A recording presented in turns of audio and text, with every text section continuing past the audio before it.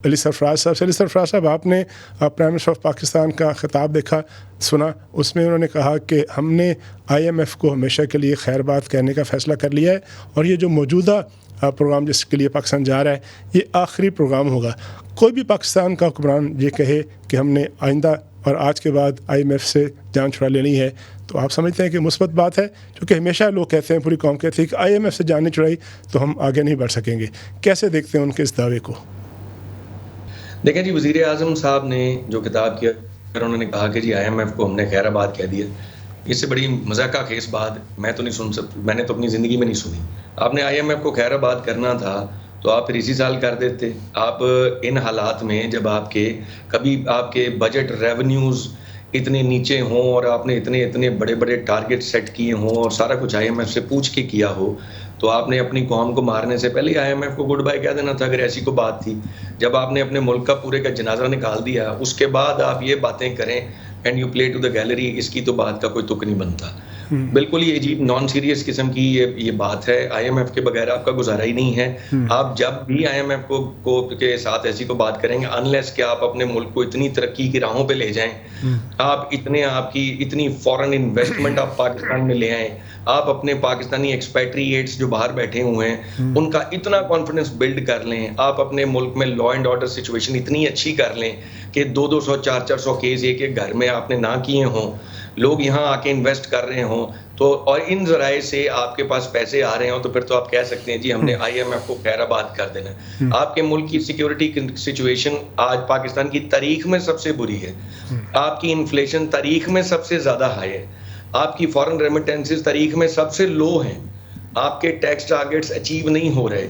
आप कह रहे हैं हम IMF को खुदा हाफिज़। लेकिन अली सरफराज साहब, जो अदाद-ओ-शुमार बताते हैं, आपने जो कि इन्फ्लेशन का जिक्र किया कि 38% पर थी, अब इस बात को रिकग्नाइज़ किया है बड़े बड़े बैनुल-अक़वामी इदारों ने, ब्लूमबर्ग ने, कि 38% से कम होकर 13% पर आ गई है।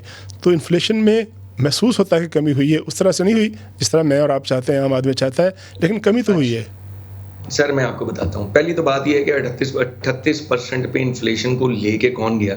मैं आज एक बंदे के मुंह पे जोर से थप्पड़ मारूं और रात को उसका मुंह चूमना शुरू हो जाऊं और मैं कहूं जी देखो मैंने तुम्हें प्यार कितना किया और थप्पड़ का मैं जिक्र ही ना करूं, ये तो उस किस्म का मजाक है इस मुल्क के साथ। आपकी अभी आपने जो लगाई है 80 रुपए फ्यूल के ऊपर लेवी लगाई है। मैं आपको मिसालें दे देता हूँ। सैलरीड क्लास, आप कहते हैं इन्फ्लेशन को फर्क पड़ेगा। अब कैसे आपकी इन्फ्लेशन को फर्क पड़ेगा? और ये जो फिगर्स हैं ये तो इनका तो सेंस ही कोई नहीं ना। 38% पे ले जाओ, पहले 100% पे ले जाएं, बाद में कहें जी अब ये 50 पे आ गई है। लेकिन सरफराज अली साहब, जरा यहाँ रोकूंगा आपको, ये जो 38 तक पहुंची है उसमें आपके 4 साल भी शामिल होंगे, पौने 4 साल, उससे पिछली हुकूमतों के लोग भी शामिल होंगे। ये जो कुछ हुआ 3 महीनों में तो नहीं हुआ।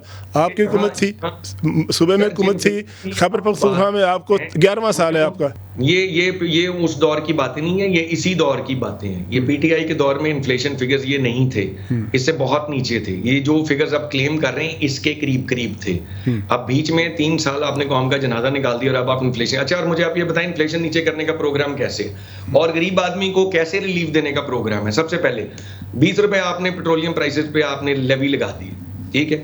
अब आप और वो यकम ये इस बजट में वो पास हो जाएगी और आपकी कौम पे पड़ जाएगी। आप कहते हैं जी हम कौम को रिलीफ दे रहे हैं। रिलीफ आप क्या दे रहे हैं? इंटरनेशनल प्राइसेस में अगर कोई कमी बेशी होगी उसके ऊपर 60 रुपए आपकी लेवी जो है वो एक हर आदमी को फी लीटर देनी पड़ती थी, अब उसको 80 देनी पड़ेगी। आपने तो 80 पे लेवी फिक्स कर दी है, बाकी प्राइसेस आपने लगे वाले छोड़ दिए। जो इंटरनेशनल प्राइस सेट होगी उस पर आप अपना हिस्सा 80 रुपए के हिसाब से ठोकेंगे, बजाय कि आप 20 रुपए के हिसाब से लगाएं।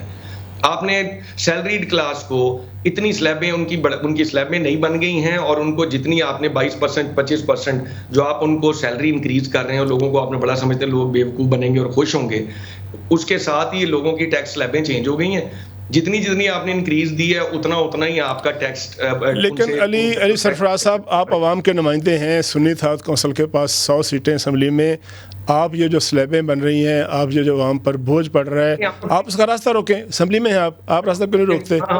हम तो उनका रास्ता रोकेंगे जैसे हम पीछे भी रास्ता रोकने में बड़े कहते हैं कि जी बड़ा कामयाब सिस्टम है इस वक्त पाकिस्तान के अंदर। जिन्होंने रास्ता रोकना है उनकी सीटें सारी मारी गई हैं। अब कौमी असेंबली के अंदर गेम तो नंबर्स की है ना भाईजान। अब जब आपने बजट पास करना है आपको सुन्नी इत्तेहाद काउंसिल की जरूरत ही नहीं है। सुन्नी इत्तेहाद काउंसिल तो सिर्फ चीखे मार सकती है वहां पे। और वैसे बाय द वे मैं सुन्नी इत्तेहाद काउंसिल नहीं हूं, मैं पाकिस्तान तहरीक इंसाफ हूं। मैं इसको टीवी पे भी कहते हुए शर्माता नहीं हूँ। सुन्नी इत्तेहाद काउंसिल सिर्फ एक हमारा एक ये आप कोड नेम समझ लें।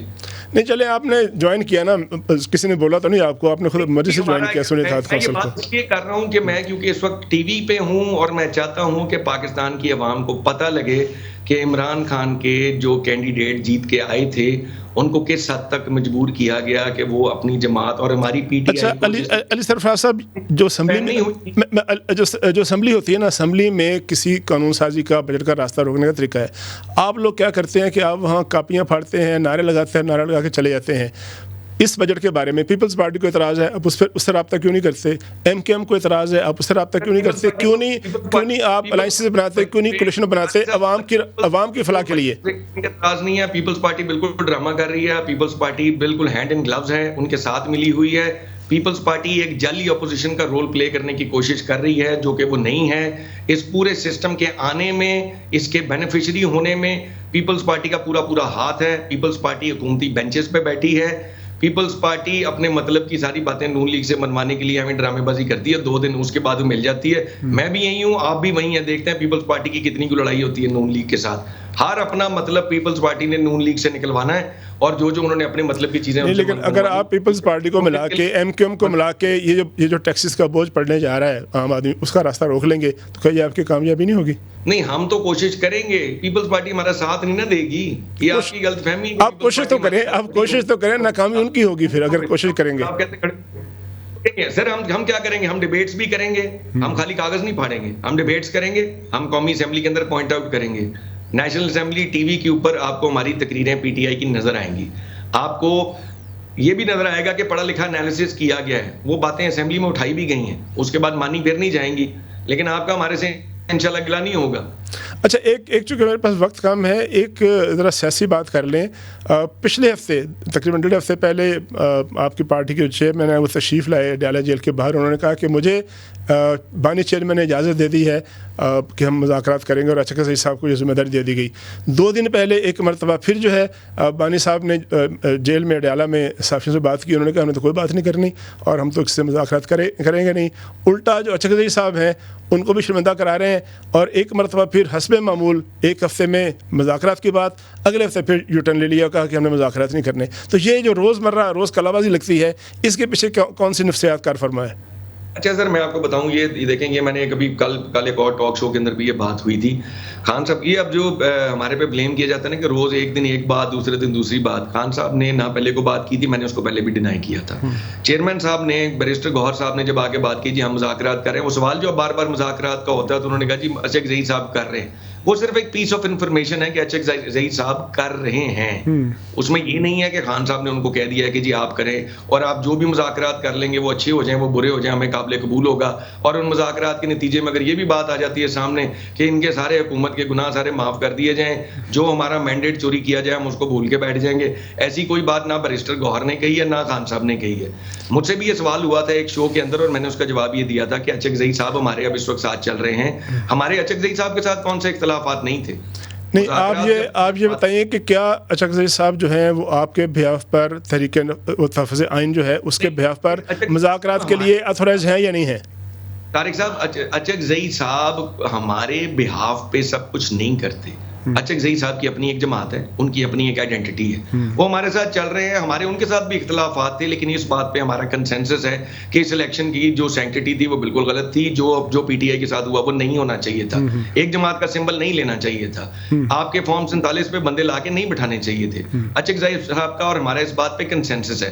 अचक ज़ई साहब कहते हैं कि मैं अगर बातचीत करूं और अगर कोई मीनिंगफुल डायलॉग कर लूं, तो हम, खान साहब भी कहते हैं, हम भी कहते हैं, अचक ज़ई साहब अगर मीनिंगफुल तरीके से कोई डायलॉग कर लेते हैं, इसी हुकूमत के साथ भी कर लेते हैं, तो उनको मैंडेट की जरूरत क्या है? वो इनको मना लेंगे भाई आपके जाली एमएनए जो है सारे इनको ये असेंबली हॉल से बाहर निकालो और यहाँ पे पीटीआई के जो बंदे जीते हैं। बहुत शुक्रिया अली सरफराज साहब, आपने पाकिस्तान तहरीक इंसाफ की नुमाइंदगी करते हुए हमारे शो में शिरकत की।